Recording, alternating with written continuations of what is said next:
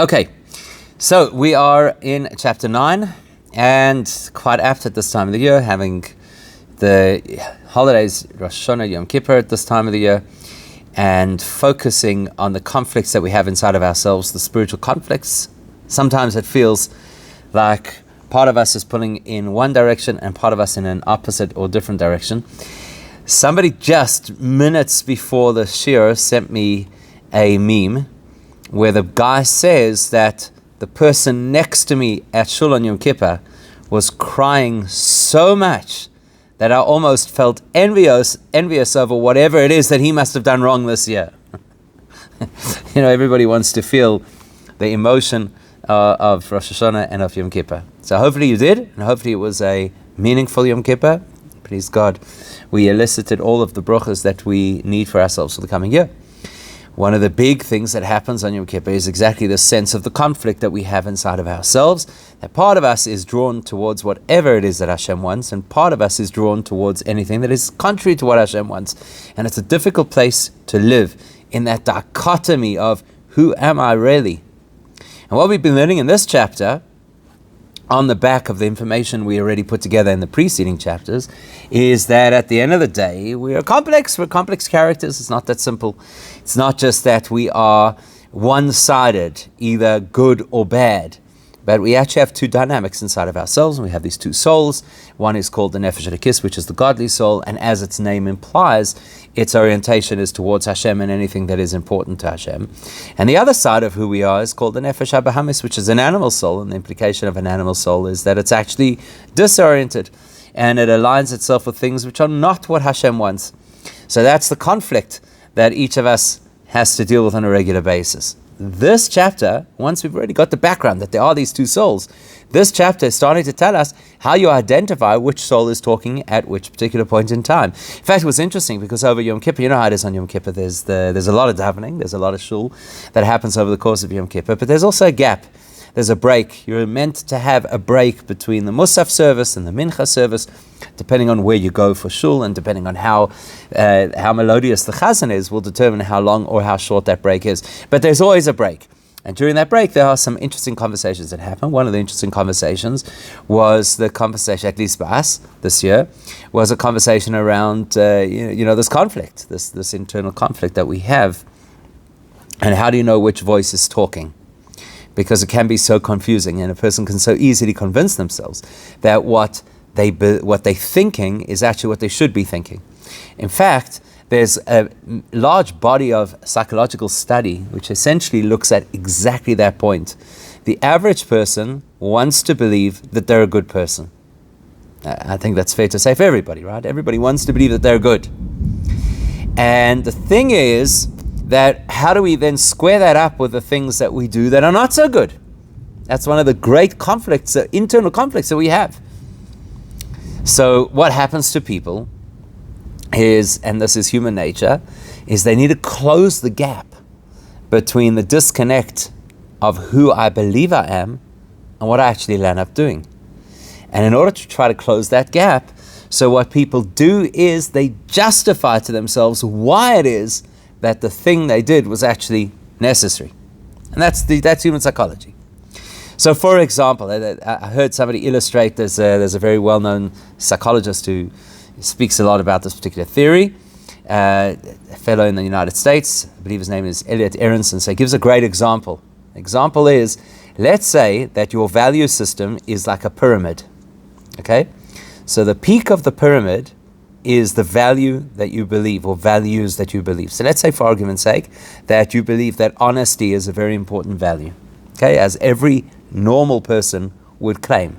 I believe that honesty is really, really important. Like I'm an honest person, and I have integrity. Now here's a person who's got this very high sense of the value of honesty. And this person happens to live in Johannesburg, South Africa, just hypothetically. And this person who has this very high sense of their personal integrity and this very high sense of honesty as a value, that person gets stopped by a traffic cop.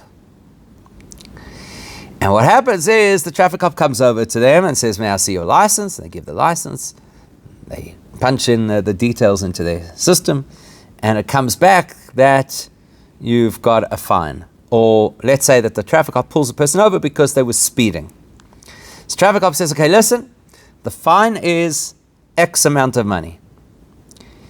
But you could pay what we call in South Africa a spot fine. A spot fine means that you pay cash on the spot. That's what it's called here. In other parts of the world, it's called a bribe. But here, it's a little bit more formal. It's called a spot fine.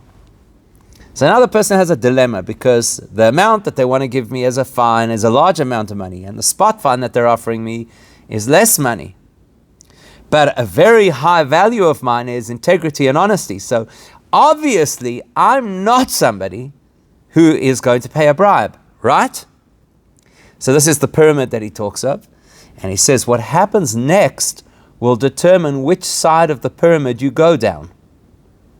So in other words, you've got a whole lot of people who all share the same value called honesty and integrity. Now there are two things that could happen when the person is challenged with this opportunity for a spot fine. One person is going to say, look, I'm an honest person and I really believe in the value of honesty, but everybody gives spot fines in South Africa. That's just how it works.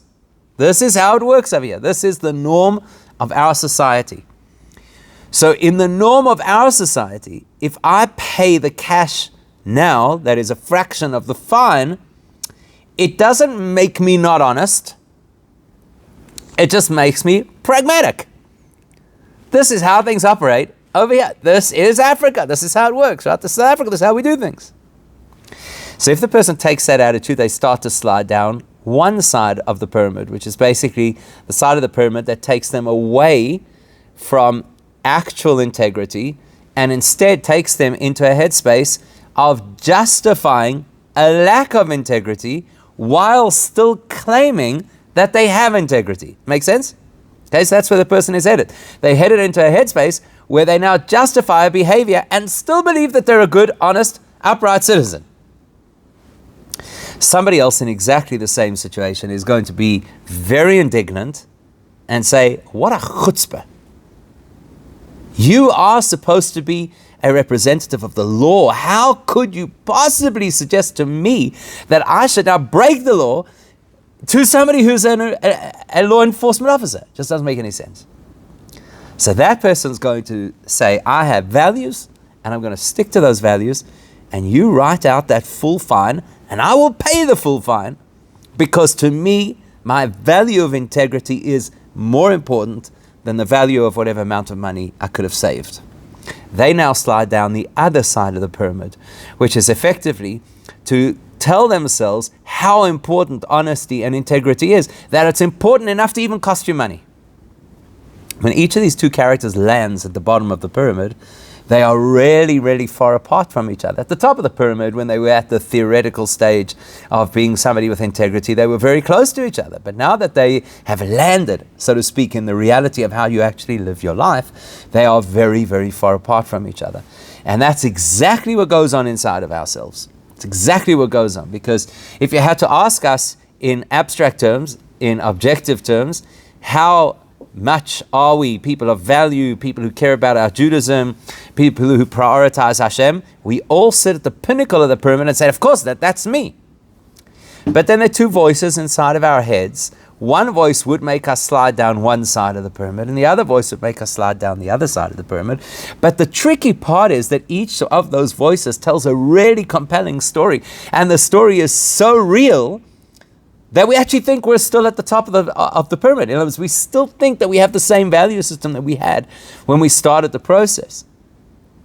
And that's what's so important about this chapter. We have to understand, what do the two voices sound like? How do we know who is talking? How can we identify if it is in fact our neshama, the neshama saying we have values, we keep with these values, or it's our nefesh habahamis that says we have values, but... right? We have values, but these circumstances are special circumstances. And that might even be a really simplistic way for us just to split up the two value systems. Were it not for the fact that the neshama wants a lot more from us than just simply to be moral. If I had $1, for every time that a person told me as a rabbi that the most important thing is to be a mensch, I'd be a really wealthy rabbi. Because in the interpretation that most people have of what spirituality is and what Judaism expects and what Torah is all about, most people believe that it's all about morality. So the example I've just given you, which is a question of integrity, that's what it's all about. Am I a mensch? In other words, if I'm willing to compromise on my values and to pay the bribe, maybe I'm not a mensch anymore. Maybe I'm not a moral person anymore. And if it were that simple, that we just had two voices in our heads, one that is a moral voice and the other that is a less than moral voice and an impulsive voice, it would be fairly easy for us to work out which one is which. But the objective of the neshama is not simply to make us into a moral being, and the objective of the animal, nefesh habahamis, is not just to make us into an immoral being. It's way more sophisticated than that. Which means to say that the nefesh habahamis, if we're lucky, and some people are lucky that they were born with a very, what we call edel, a very refined version of their nefesh habahamis, of their animal soul, then the animal soul will constantly pull them in an animalistic, impulsive way to good behavior. Most people don't anticipate that that's what's going to happen. But it can happen. Say, for example, a person is a humanitarian. We don't know if the person is a humanitarian because they have higher ideals or they just happen to be lucky enough to have a nice nefesh habahamis. We don't know. Because the debate between the neshama and the nefesh habahamis is not a debate between the good and the bad, between the light and the dark. It's not a debate between the moral and the immoral, between the mensch and the person who is the opposite of the mensch. And that's exactly where we are in this chapter. Because in this chapter we're learning that the neshama, the nefesh halikis, the godly part of who we are, wants a lot more. In fact, an infinitely more developed person than just somebody who's a mensch. So we started this last week because we started to speak about how the nefesh halikis wants every single part of the human being to become a merkava, to become a vehicle to express godliness in the world. That is really different to being a mensch. Expressing godliness is a far more developed state than just being a good person. Good people abound. Thank God. Because, sometimes you walk around or you watch politicians and you believe that they are more bad than good people. But the reality is, if you walk the street, it's one of the big issues with media. Media always portrays the extremes of society. So they'll always tell you who are the far right and who are the far left. They'll always give a lot of airtime to the serial killers and the major corruptors. And then occasionally, because it's important in the media world, they'll throw in a good news story about somebody who did something that was absolutely amazing. But middle society, which is the vast majority of every society, doesn't get that kind of airtime. And so we don't believe that they exist. But if you walk the street in any place on earth, you will generally find that the vast majority of the other people walking the street are mentioned. That's it. The vast majority of the human race is made up of people who just want to live a decent life, have enough to look after their families, and not cause any trouble. And if it weren't that way, then we'd be living in mega anarchy in every part of the world. So it has to be the case. That means to say, even in places in the world where there are rocketing crime rates, it still has to be that it's not the majority of the population, because if it were the majority of the population, needless to say, the minority would be gone by now. So the vast majority of people are menschlich to a greater or less extent. Why? Because a nefesh habahamis is capable of being an absolute mensch. And we need to know that. What the nefesh halikis, what the godly soul wants, is to say, being a mensch isn't good enough. The human endeavor is supposed to be a vehicle of godliness. And godliness is something way more advanced than just menschlichkeit. So do we understand exactly what godliness is? We touched on it briefly in chapter 6. We said that godliness is where a person doesn't live with their own agenda. It's where a person lives with a sense of fulfilling what Hashem wants, and they are willing to surrender themselves in favor of what Hashem wants, which is quite an advanced level. But let's see what we discover in this chapter on the topic. So if you have the book, Then it's on page 38. And I don't know, must be about 10 or 12 lines down, something like that. Oh, that's very nice. I'm trying to load it on the screen. There we go. Here it comes. It's just taking a bit of time. So we're at the word. Yeah. Let's go back just for ease of reference. It'll be easier to find. So if you go to the fourth line on page 38, because there it's got an easy spot for us to find where we are. It's at the full stop. And you'll see it here on the screen. In fact, I'll take it up to the first line. Okay, so we've spoken about the metaphor that the Alter Rebbe uses, which is you've got these two kings, and each one of them is vying for control of a particular city, so the kings are at war with each other, and the prize is the city. So whoever gets to override their enemy is the person who essentially gets to control the city. So that's the objective of these two kings. They're fighting for control of the city. So I'm going to go through the first part a bit quickly because we did it already last week, and then we'll get to where we're up to. Kach. Shtei anafoshes. In the same way as you have these two kings who are fighting for control of the city, you also have two souls within a person. One is ha'elokis, the divine soul, and the other is ha'chiyunis ha'bahamish me'aklipa. The other one is the vitalizing soul, the animalistic soul, the soul that originates in the realm of Klippa. You're using the page number at the bottom of the page. At the bottom of the page. Yeah, the bottom of the page. That's always the trick. 38 at the bottom of the page. So you've got this animal soul, which is from the world of Klippa, which is a world of blurring and obstructing godliness. So they're fighting with each other. They're battling, they're constantly struggling with each other. And like the two physical kings, where the prize is the city, here it's al haguf v'cholo ivarav. Here the prize is the human body, and of course all the elements that make up the human body, which is the limbs and the organs of the human body. So Shailekis, this is where we started last week. Shailekis, what is the objective of the godly soul? Chefzer, its desire and its will is Shetahehi Levada Hamashelusolov. The first thing is the Nefesh Elokis wants to be in the driver's seat. The Nefesh Elokis wants to be the one making the decisions about how the body is going to behave. So what that means is this. That means if it were up to the Nefesh Elokis, when the alarm went off in the morning, we would not press snooze, and we would immediately leap out of bed, as the Shulchan Aruch says. The Shulchan Aruch tells us, the Code of Jewish Law tells us, that you have to be strong as a lion, that as soon as you wake up in the morning, you immediately leap into action to fulfill what Hashem expects. So if it was up to the Nefesh Elokis, that would happen. As soon as a person wakes up, they would be up, active, doing what Hashem wants, driven, motivated.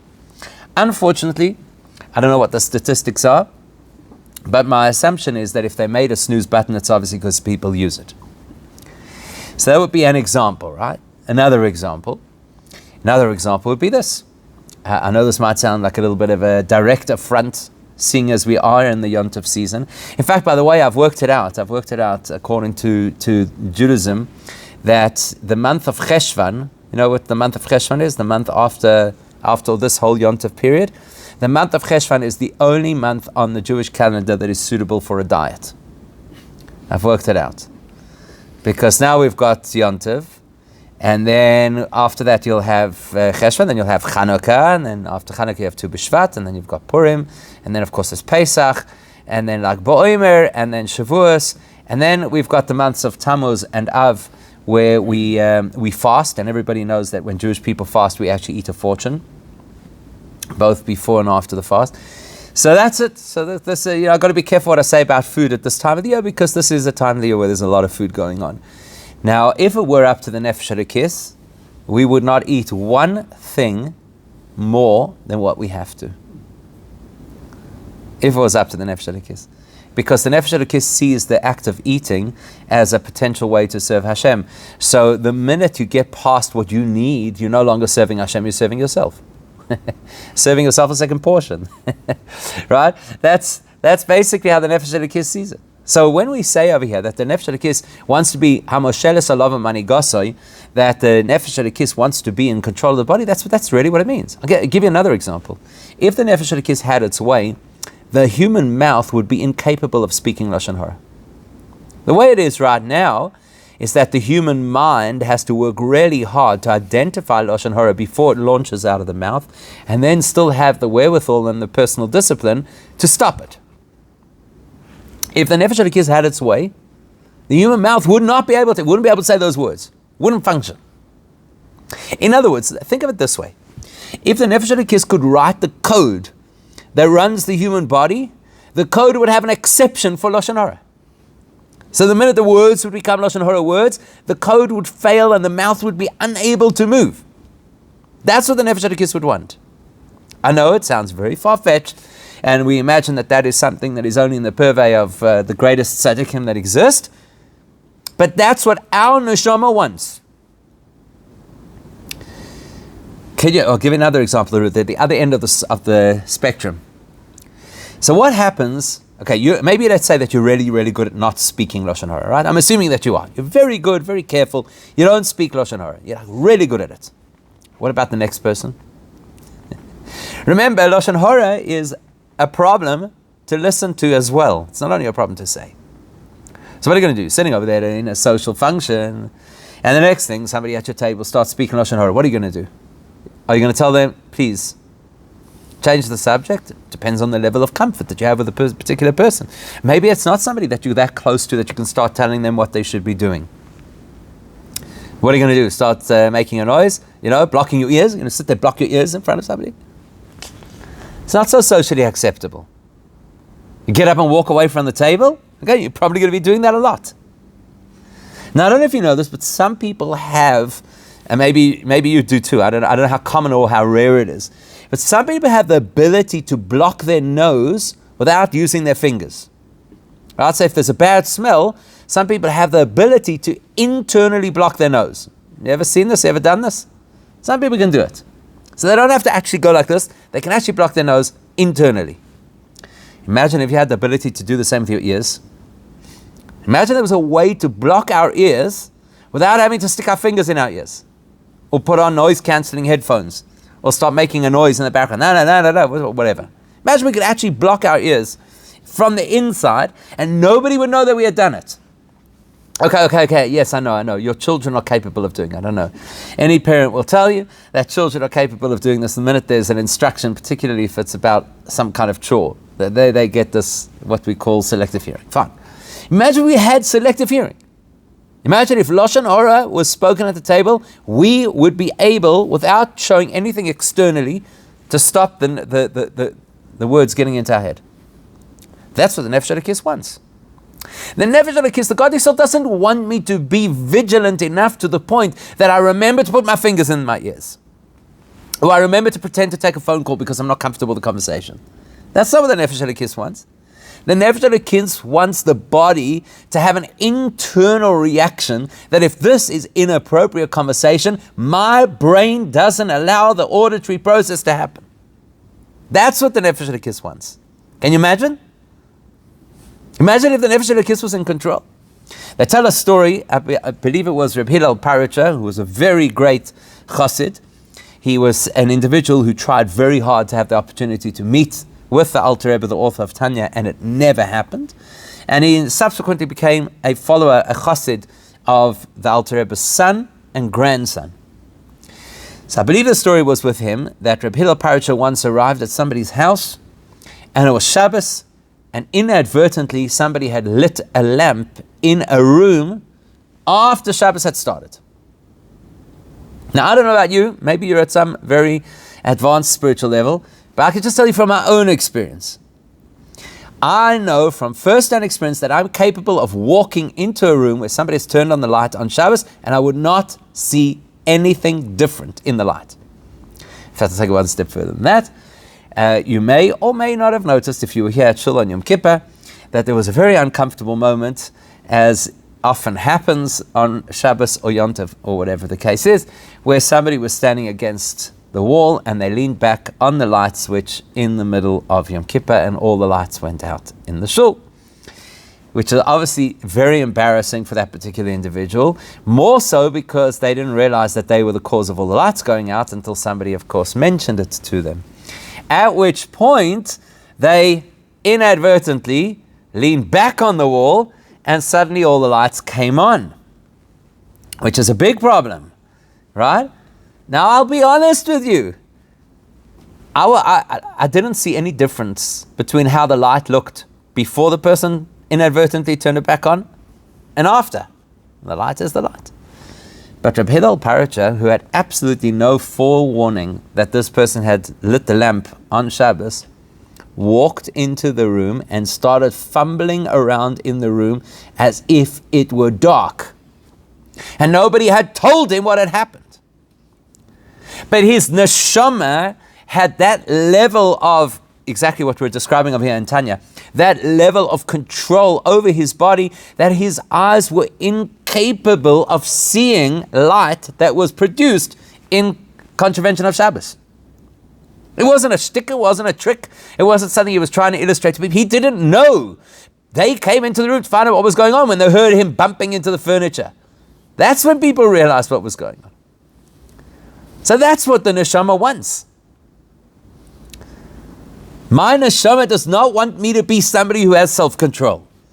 My neshama wants me to be somebody who is so in tune with spiritual realities that my body behaves according to those spiritual realities. That's what my neshama wants. Can you imagine? That's quite an ideal that our own neshama has. This is not what my rabbi wants from me. This is what me wants from me. It's what my neshama wishes. Which is quite powerful, right? So let's read that into the next line. That means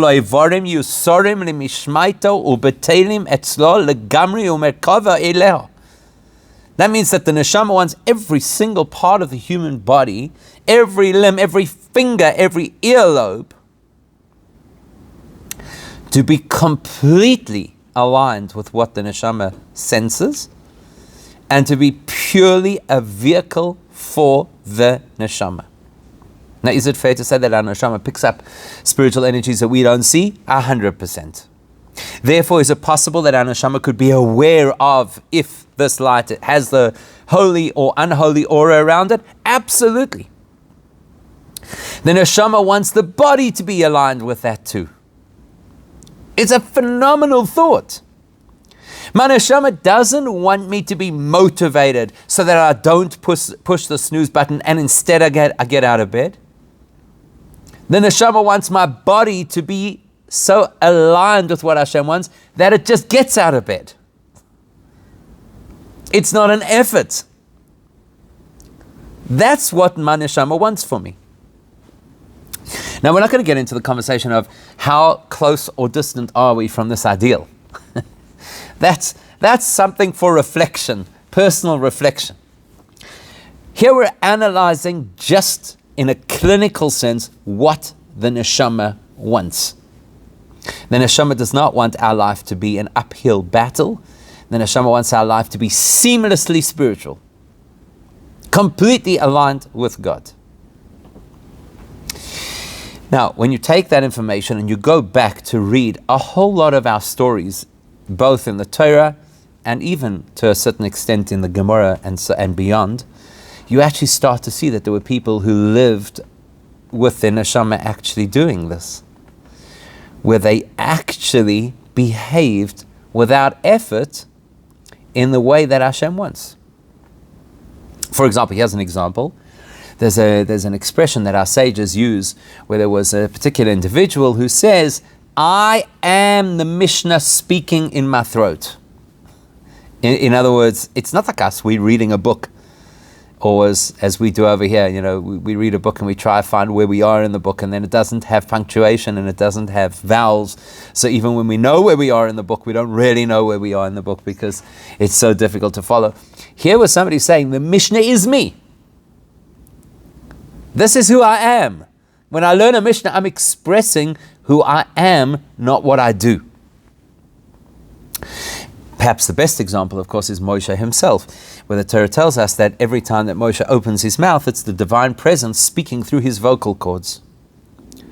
That means to say that he was living at the ideal that the neshama wants to live at.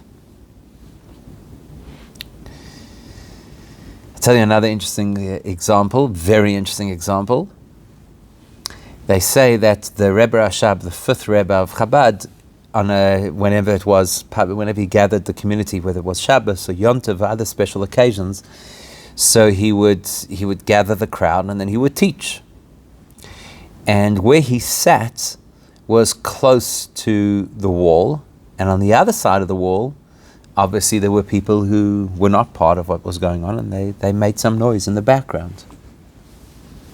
It's actually often what happens, I don't know if you've ever seen this, but very often what happens is the people who go out of shul for Yizkor forget that there's still a service going on inside shul, and there's a whole noise going outside shul. So you've got people saying Yizkor, which is a time where they really want to have decorum and focus, and outside is a bit of a tea party going on. So that's kind of what was happening. Now, obviously the noise was distracting, and the Rebbe Rashab needed to be very focused. I think it was the Rebbe Rashab, either that or the Rebbe, it could have been the Rebbe Maharash, I don't remember exactly. The Rebbe Maharash is the fourth Rebbe, it's actually his Yortzat tonight.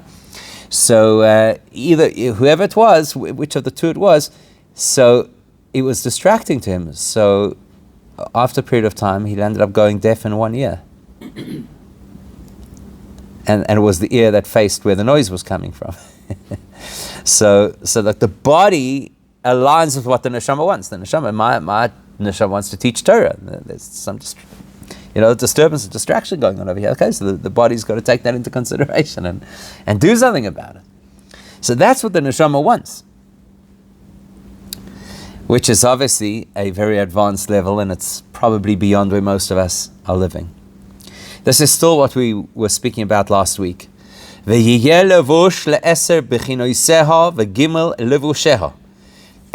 the neshama wants is that the body should become the clothing, the exoskeleton for the 10 facets of the neshama and the 3 expression points of the neshama. This is new. This is a section now that we did not read last week, so now we're kind of dealing with new information. That all the facets of the neshama should completely fill all of the parts of the human body. And the entire body should be completely filled with the facets of the neshama,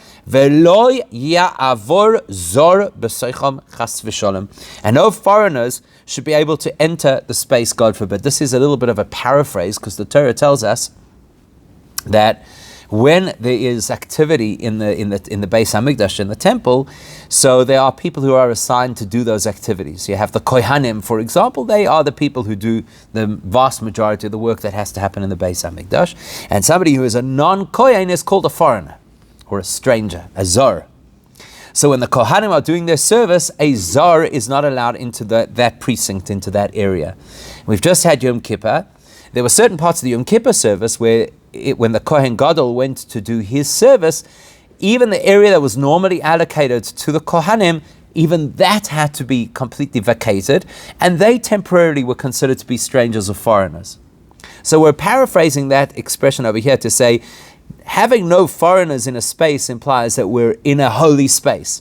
And that's where the neshama wants us to be. The neshama wants us to be in a holy space. Somebody came to see me today. A young person having some, personal challenges in a variety of areas, and they said that sometimes they behave in such a way. That's how they were describing themselves. That sometimes they behave in such a way that they almost look at themselves from the outside and say, "I don't think that's me," which is quite mature for a young person, because the reality, I think most of us feel that from time to time. That's not really me. That's a stranger. That's a foreigner. You could take it to the Hansi Krunier extreme and say that's the devil, but it's not me. It's not me. It's some other force. It's something got into my head. The Israeli, the Hebrew, modern Hebrew language is a great expression for it. They say nichnas lo juk barosh, right? Which means like some kind of a cockroach, or in more modern terms, some kind of a virus gets into the system, and then the person's not really themselves and not really operating themselves.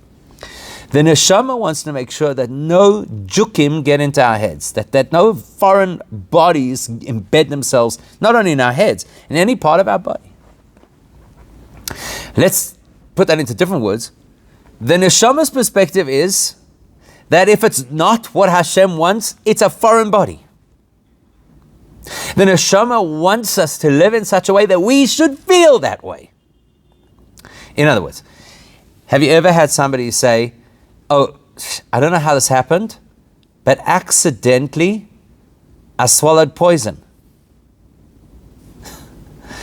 Yeah, it's not the kind of thing you hear. Nobody phones Hatzolah and says, listen, I was busy putting out rat poison and I accidentally ate some while I was doing it. Doesn't happen. Yes? Person doesn't ordinarily say, look, I don't know what I was doing. I held my hand on the stove. It started to burn and accidentally I just left it there after it started to burn. These things don't happen. Why not? Because it's absolutely clear to us, not just in an intellectual way, it's clear in every part of our body. The entire nervous system tells us that you don't do things that are unhealthy. You don't do things that are dangerous.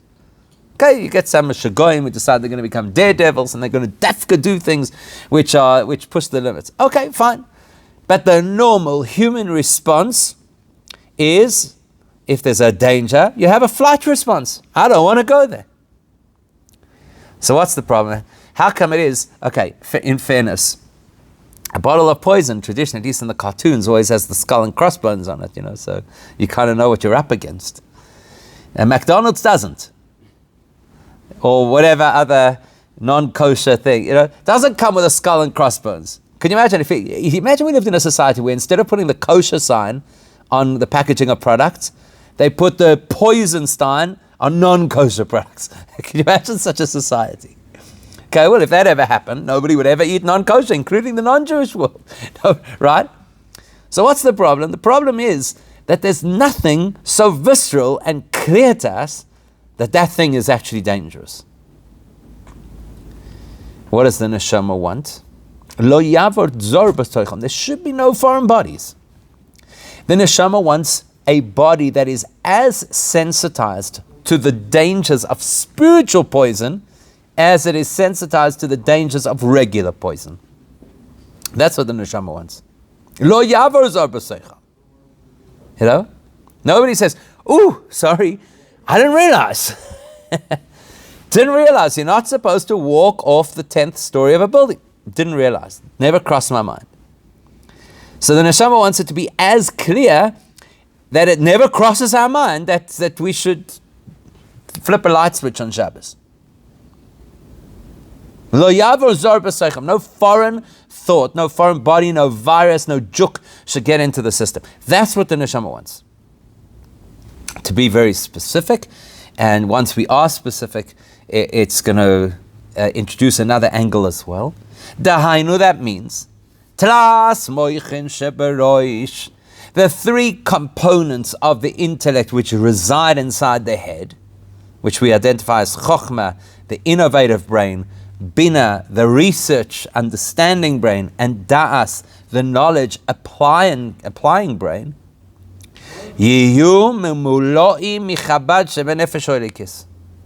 should be completely taken up with the intellectual processes that belong to the neshama. What does that mean? So you know the story when the brothers threw Joseph into the pit. Remember that story? Everybody knows the story, right? So the brothers, initially they were going to kill Yosef, and then they decided it's not such a great idea to kill your own brother, so they came up with a different idea, which was to throw him into a pit. And then they decided eventually to sell him. But in that brief moment that Yosef is in that pit, the Torah tells us, V'haboir reik, the pit was empty, ein boi mayim, and it had no water. Okay, so as soon as you read something like that, you've got to bring out your Yiddish cup. What's the Torah trying to tell us? Because the Torah does not over-describe things. So if the Torah gives us two descriptions of the same scenario, it's for a reason. You're telling me that the pit is empty. Okay, so then it's empty. Now you're telling me it hasn't got water in. That seems to imply that it's got something else. So Rashi tells us, what does it mean? Habor, the pit, was actually originally designed as a water reservoir. That's what you expect it to have. It's supposed to have water. So why is it now called empty? Because it doesn't have what it's supposed to have. Then the Torah emphasizes really the same information again. Ein boi mayim, it doesn't have water. So that implies that not only does it not have what it should have, but instead it has replacement of something it shouldn't have. Says Rashi, Mayim ein boy, this was a pit that did not have water in it, but nechoshim ve'akrovim hoya boy. It had snakes and scorpions. Okay, so that's a description of what Yosef was up against, but like everything else in Torah, it's multi-layered. It is also a description of the human brain. Because Mayim, water, is the ultimate metaphor for Torah. It's used right throughout both rabbinic and biblical literature as a metaphor for Torah. So v'haboy reik, when the mind is empty, ein boy mayim. What does it mean for a human mind to be empty? A human mind to be empty is impossible. The human mind's always got something in it. Yes? Even those people who we believe have nothing going on up there, there is something going on up there. Because it's not possible for the human mind to be empty. It's not possible for it to rest. I shouldn't say not possible, because there is scientific evidence that when a person watches TV, there is less brain activity than when they're sleeping. So, okay, so maybe sometimes it could actually, Boy, what does it mean for the human mind to be empty? It means ein boy mayim. It means the brain doesn't have meaningful content, doesn't have the Torah running through it. If it doesn't have Torah running through it, the mind can never be empty. So instead, it will have snakes and scorpions. So what does the neshama want? The neshama wants that the Chabad, the Tlas Moichin, the three elements of intellect, should be completely filled with the intellectual process of Torah. And that way, no foreign objects can get in. Halachically, we have a very interesting principle. Halachically, how do you know if something has become treifed up? That's Jewish slang, right? Only frum people use that kind of slang. Treifed up. How do you know if something's become treifed up? So you've got, for example, your cholent pot, which is obviously used for meat, because cholent by definition is meat. And somebody decides in their great wisdom that they're going to now cook some custard in your cholent pot. So how does it get treifed up? How do two kosher things now produce a treif result? Because the cholent was kosher, the pot was kosher, and the custard is kosher. How does it create a treif result? So the principle is all about what we call belia. Was the pot in a position that it absorbed some of what doesn't belong in the pot?